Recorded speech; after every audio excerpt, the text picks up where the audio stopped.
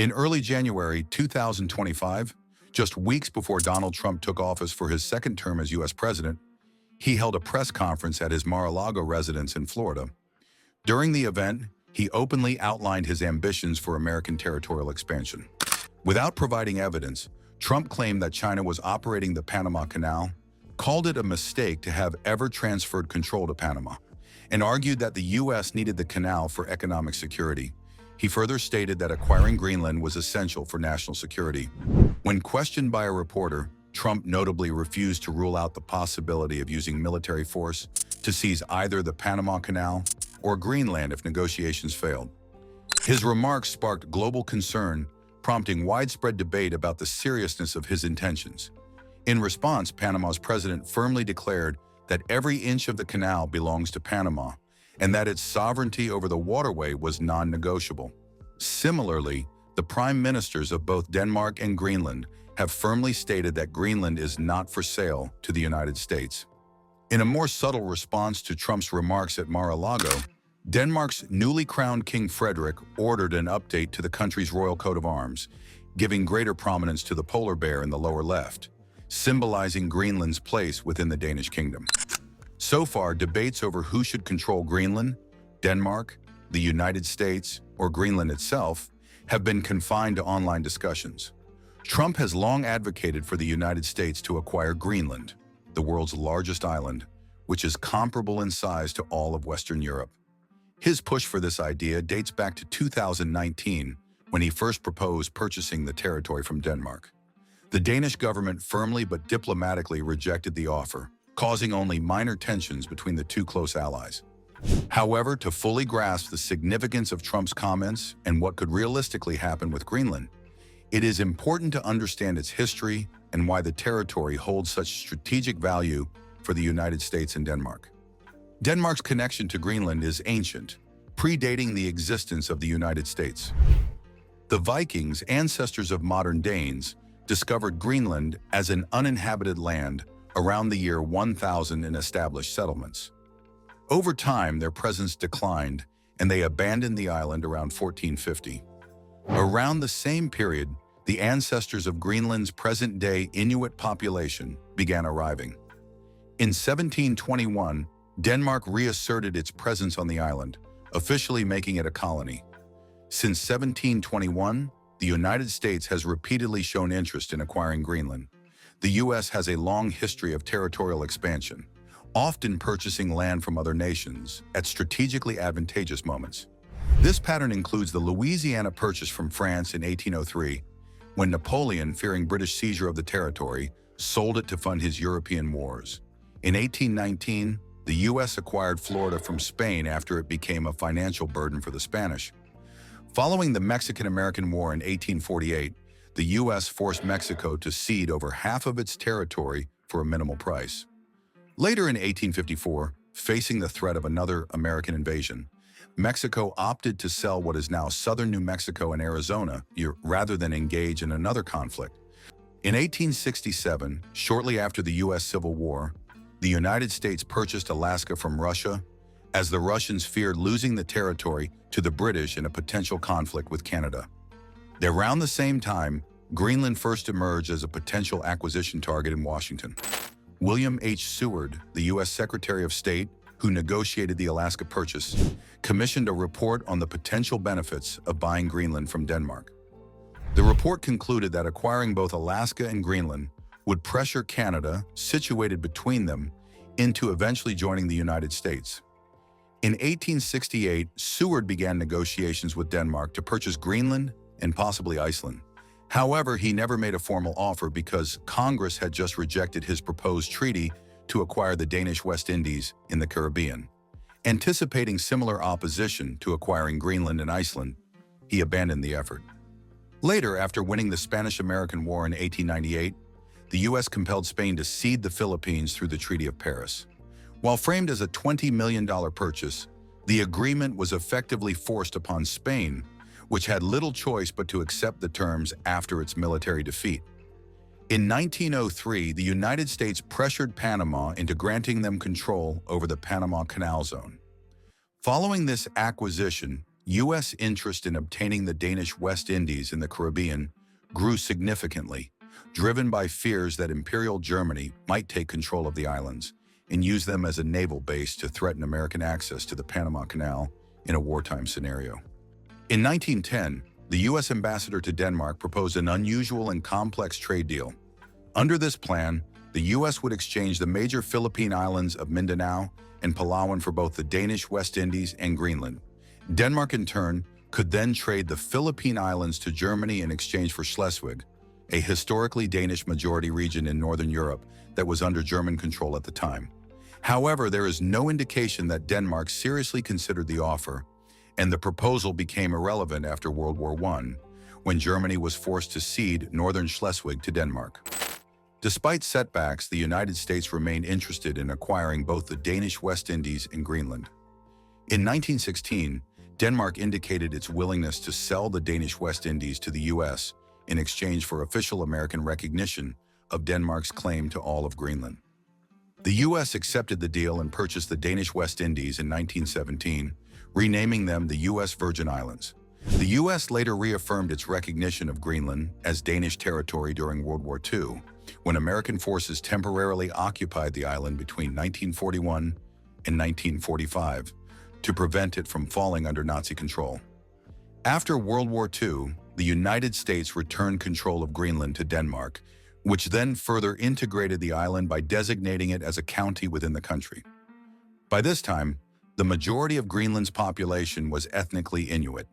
As the world entered the Cold War era, America's interest in Greenland intensified significantly. Geographically, Greenland is positioned almost exactly at the midpoint between Washington and Moscow, placing it along the shortest possible flight path between the United States and the former Soviet Union. This strategic location made Greenland highly valuable for military and security purposes. The U.S. sought control over the island to station bombers and missiles for rapid strikes against the Soviet Union, while also using it as a frontline defense for detecting potential Soviet aerial attacks on the U.S. mainland. Due to its strategic military significance, the U.S. viewed Greenland as a crucial geopolitical asset at the start of the Cold War. In 1946, the U.S. secretly offered Denmark $100 million in gold bullion, equivalent to about $1 billion today, to purchase the island. American officials argued, much like they do today, that the sale would benefit Denmark by eliminating any controversy over U.S. military bases on Danish territory, while also relieving Denmark of the financial burden of subsidizing Greenland. However, Denmark's foreign minister rejected the proposal, stating that while his country was deeply grateful for American support during World War II, that gratitude did not extend to handing over the entire island of Greenland. Although Denmark refused to sell Greenland to the U.S., it still acknowledged the island's strategic importance and granted the Americans extensive military access. Both countries became founding members of NATO in 1949, and in 1951, they signed a treaty allowing the U.S. to construct a major Air Force base in northwest Greenland, known as Thule Air Base. During the Cold War, Thule became one of America's most critical overseas military installations. It served as a launch point for U.S. reconnaissance aircraft, monitoring the Soviet Union's northern regions, and as a base for American nuclear strategic bombers. Additionally, an early warning radar system installed there provided the U.S. with the capability to detect potential Soviet nuclear missile launches over the Arctic toward American territory. Greenland also played a key role in America's Cold War naval strategy. The Soviet Union's strategic nuclear submarine fleet was based in the far northern port of Murmansk, meaning that any submarines heading toward the U.S. East Coast had to pass through the waters between the UK, Iceland, and Greenland, an area known as the Guyot Gap. Keeping this passage closed during a potential conflict with the Soviet Union became a top military priority for the U.S., ensuring continued American interest in maintaining a military presence in Greenland.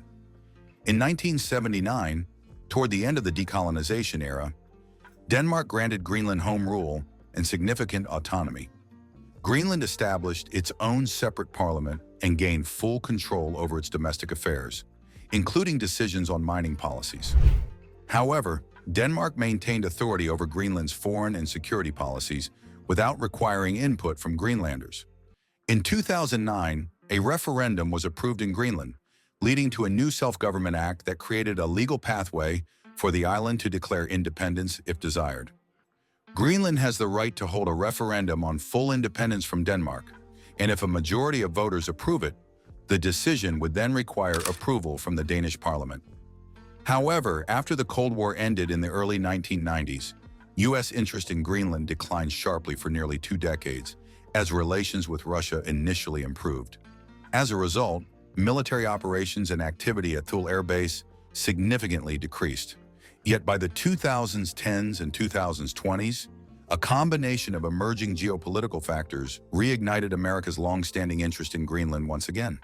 In 2018, a Chinese state-owned company attempted to invest approximately $550 million in expanding 2 airports in Greenland, but pressure from the Pentagon ultimately forced it to withdraw.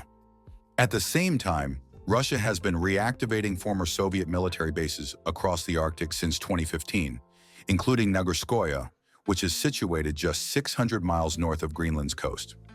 Greenland's strategic location has made it increasingly significant in global geopolitics. The waters surrounding the island are part of the GI-UK Gap, a crucial transit route between Greenland, Iceland, and the United Kingdom. Controlling this choke point has been a key priority for the US and NATO in their efforts to contain Russia's naval forces and mitigate potential threats. During the Cold War, this passage was vital for the Soviet Union, allowing its naval forces from Murmansk to project power into the Atlantic and potentially sever U.S. ties with its Western European allies. Even today, the GI-UK Gap remains an area of intense undersea activity, with Russia continuing to modernize its navy, focusing heavily on nuclear submarines and underwater capabilities. Thanks to a 1951 defense treaty with Denmark, the U.S. still maintains a military presence in northern Greenland, with Thule Air Base now renamed Pituffik Space Base. Beyond its military significance, Greenland also presents a unique economic opportunity because of its proximity to Arctic shipping routes.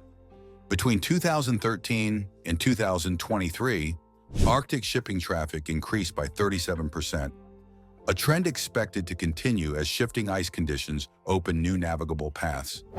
These emerging routes offer significant commercial potential, further enhancing Greenland's geopolitical importance. Greenland's geographic position makes it a key player in Arctic navigation, particularly with the Northwest Passage, which connects the Pacific Ocean to the North Atlantic. An alternative route, known as the Northern Sea Route, follows Russia's coastline and has been actively utilized by both China and Russia. In 2018, China also unveiled plans for a Polar Silk Road, aiming to establish a trade link between China and Europe through the Arctic Ocean. Altogether, Greenland has become a focal point in the growing geopolitical and strategic importance of the Arctic region.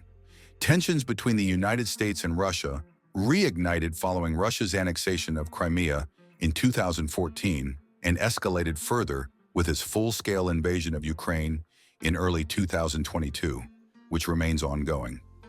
In response, Russia has heavily remilitarized its once dormant Soviet-era naval bases in the Arctic, now surpassing the number of NATO bases in the region. The United States' commitment to defending the GI-UK Gap has grown even more critical in the digital age due to the presence of vital undersea high-speed internet cables that connect the world.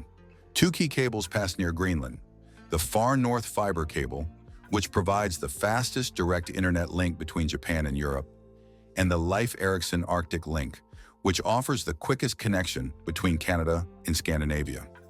If Russian submarines were to slip through the GI-UK Gap undetected and advance into the North Atlantic, they could pose a serious threat to these crucial communication lines. Sabotaging these undersea cables could disrupt information flow between the US and Europe, potentially crippling American military operations in Europe, particularly in the event of a Russian assault on the Baltic states. In 2020, Reuters referred to Greenland as a security black hole for the United States and its allies, highlighting the challenges of monitoring its vast, largely uninhabited 27,000-mile coastline. This issue was particularly difficult for Denmark, a small nation that had consistently underfunded its defense since the end of the Cold War.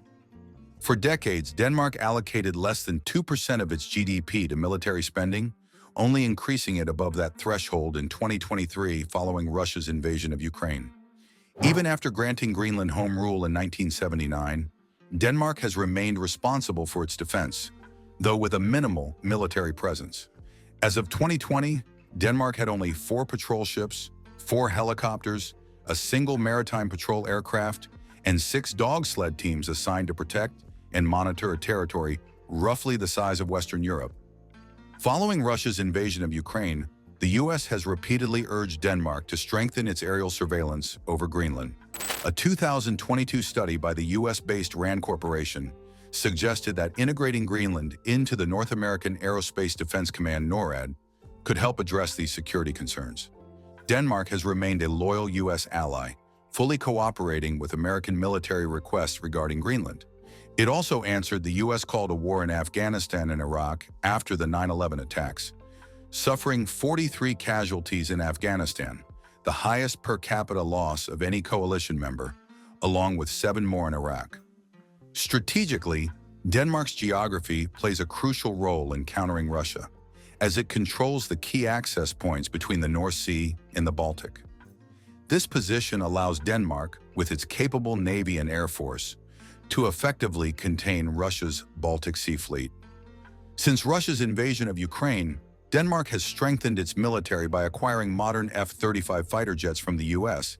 and has provided over 7.1 billion euros in direct military aid to Ukraine, including donating its entire stockpile of artillery shells and 18 F-16 fighter jets, one of the highest per capita contributions to Ukraine's defense. Denmark values its continued control over Greenland, not only due to its more than 300-year historical presence there, but also because Greenland vastly expands Denmark's territorial size, making it nearly 50 times larger than it would be otherwise. Additionally, Greenland provides Denmark, and by extension the European Union, with their only Arctic coastline, giving them significant influence over Arctic affairs. In December 2014, Denmark and Greenland submitted a spectacular joint claim to the UN Commission on the Limits of the Continental Shelf for the right to 895,000 square kilometers of seabed from Greenland's 200-mile limit across the North Pole and all the way to the Russian nautical mile baselines. Denmark's sovereignty claim over the geographic North Pole is rooted in its control of Greenland. However, this claim faces competition from 2 larger Arctic nations, Canada and Russia. As climate change intensifies throughout the century, these overlapping claims carry significance beyond national pride and prestige. Some experts predict that by 2050, Arctic sea ice will have retreated enough to make the transpolar sea route viable for maritime shipping, fundamentally reshaping global trade. This route could become the shortest maritime link between Asia and Europe, as well as between Asia and the Eastern Americas, cutting thousands of kilometers off current routes through the Suez and Panama Canals, and significantly reducing costs. Controlling Greenland would provide the best strategic position to influence this emerging trade corridor. Additionally, beyond its role in future shipping routes, Greenland's vast reserves of valuable minerals make it a highly sought-after asset. Greenland is also home to a massive deposit of valuable natural resources, particularly in the central and southern parts of the island. There is considerable potential in things like uranium, iron ore, cobalt, zinc, lithium, even precious stones like rubies, for example. The key area of interest is these critical minerals, sometimes called rare earths, that are used particularly in things like electric cars, wind turbines, the very thing that makes the electrification of the economy cheaper. Of the 34 minerals considered critical raw materials by the European Commission, 25 are found in Greenland. The country is estimated to have 1.5 million tons of rare earth reserves compared to 1.8 million tons in the United States. And in terms of rare earths, China is absolutely a dominant player. China has the largest reserve of rare earth elements, accounting for about 60% of the world's production. In recent years, China has banned certain rare earth exports and technology to foreign countries. The Chinese have invested significant amounts of money to control the uranium assets that are there in Greenland. But having that control, even if they can't pull the minerals out, their ability to control the activities at these mines allows them to have control over market space. Mining companies around the world have operations in Greenland, including the New York-based Critical Metals Corp., a publicly traded company, and Cobalt Metals, a privately owned exploration firm backed by big names like Jeff Bezos and Bill Gates. In essence, when Donald Trump talks about Greenland, one of the things he is interested in is, how can the United States and other friendly nations ensure that Greenland's mineral potential, if exploited further, is exploited for our benefit? Or he is also preoccupied with stopping China develop a foothold in Greenland and then dominating Greenlandic resources and then creating a further stranglehold on rare earth supplies globally. Greenland is also believed to hold significant oil and gas reserves. A 2008 estimate by the U.S. Geological Survey suggested that offshore untapped wells could yield around 52 billion barrels of oil. If accurate, this would represent about 3% of the world's proven oil reserves, placing Greenland among the top 10 oil-rich nations, comparable to Libya. If the U.S. were to acquire Greenland, its total oil reserves would surge to 6th place globally, amounting to nearly half of Saudi Arabia's reserves. Despite Greenland's vast wealth of resources, accessing and extracting them has proven extremely challenging. The island's harsh terrain and environment make development difficult, with nearly 80% of its land covered by a permanent ice sheet that reaches up to 3 kilometers thick in some areas. Additionally, Greenland has a very small population relative to its size, with only about 56,000 residents scattered across various small towns. These towns are not connected by roads, meaning travel between them requires flying, sailing, or, in some cases, using snowmobiles or dog sleds across an area comparable in size to Western Europe. Developing the necessary infrastructure to access and mine Greenland's resources on a large scale would be extremely costly, especially since none of the island's ports remain ice-free for more than a few months each year. However, as global interest in Greenland's vast resource wealth has grown, mining activity has steadily increased. In the mid-2010s, there were only 12 exploratory drilling sites across the island.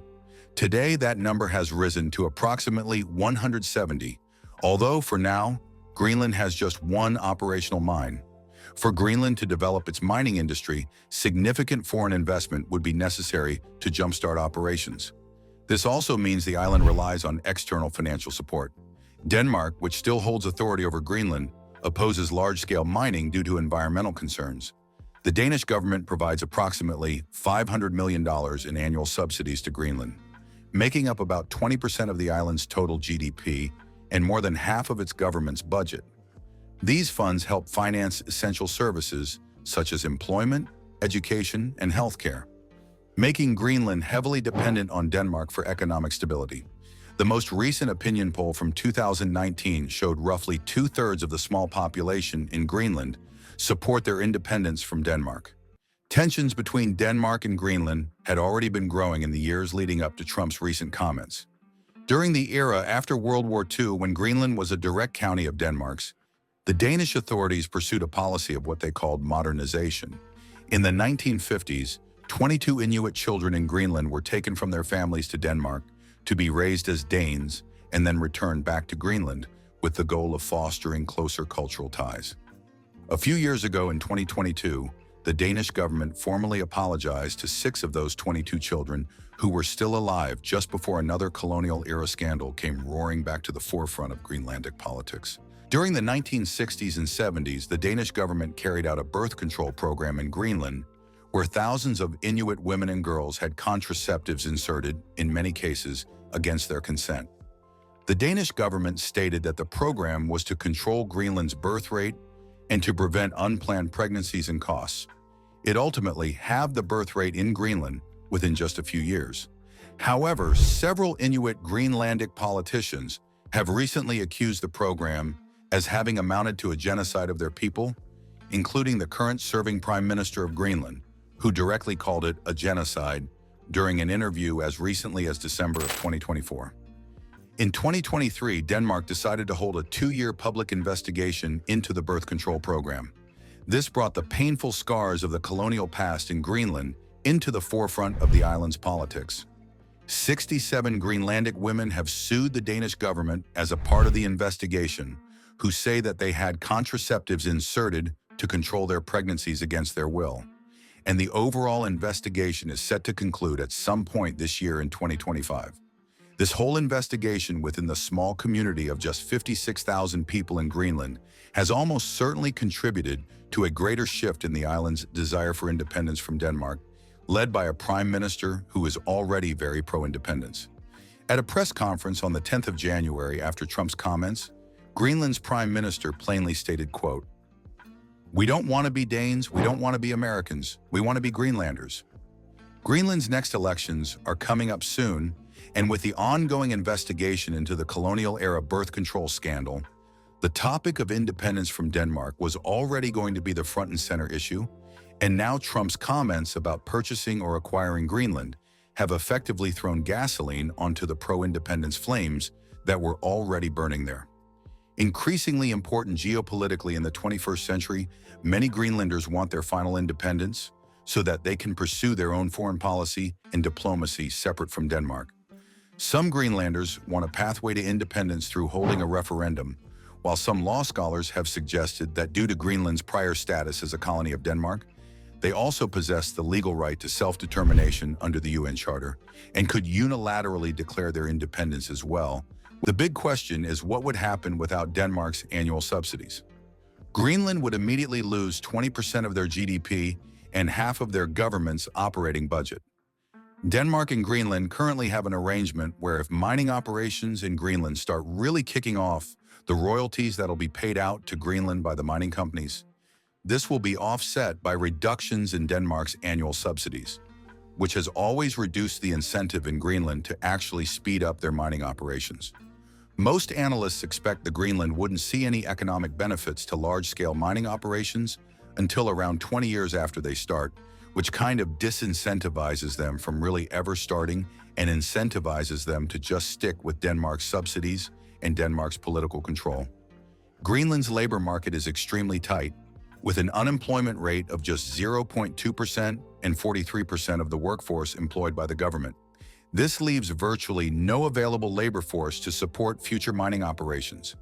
As a result, Greenland would need to follow the approach of sparsely populated Gulf Arab states after discovering oil, importing large numbers of foreign workers to develop its mining industry.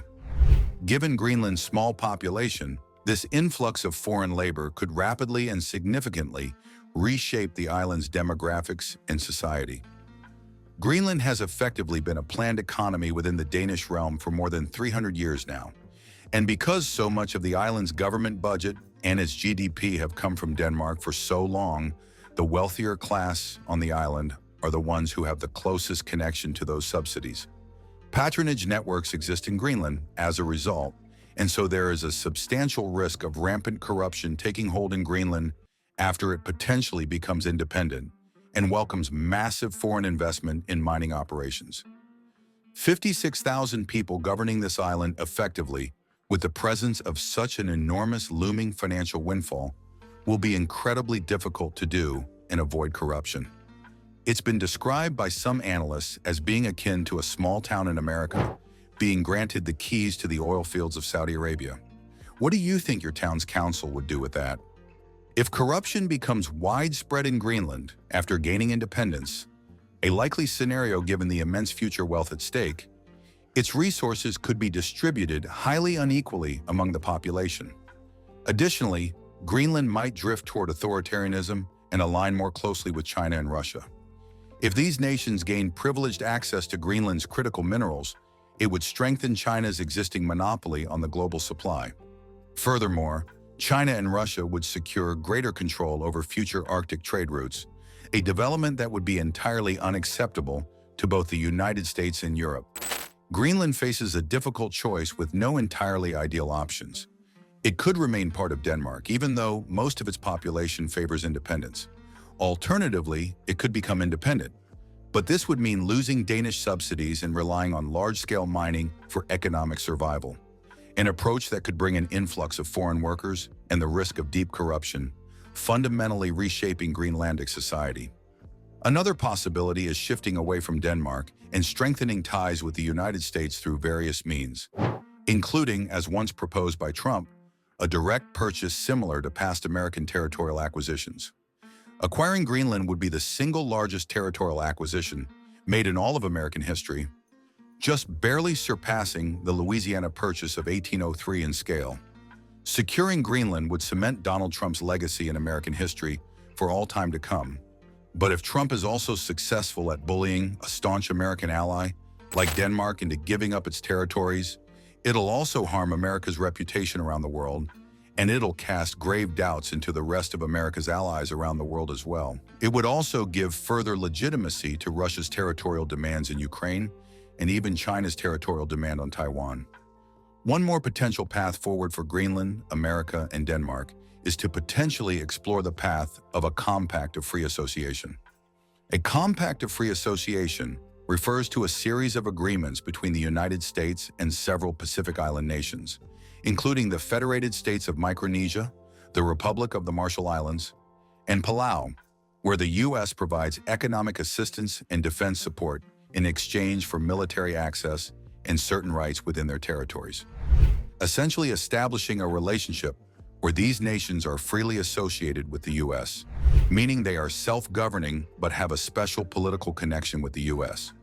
These Pacific Island countries are all independent, but they are given access to America's domestic programs through the COFA agreement, like Medicaid, the U.S. Postal Service, the Department of Education, the Federal Aviation Administration, FEMA, and many others.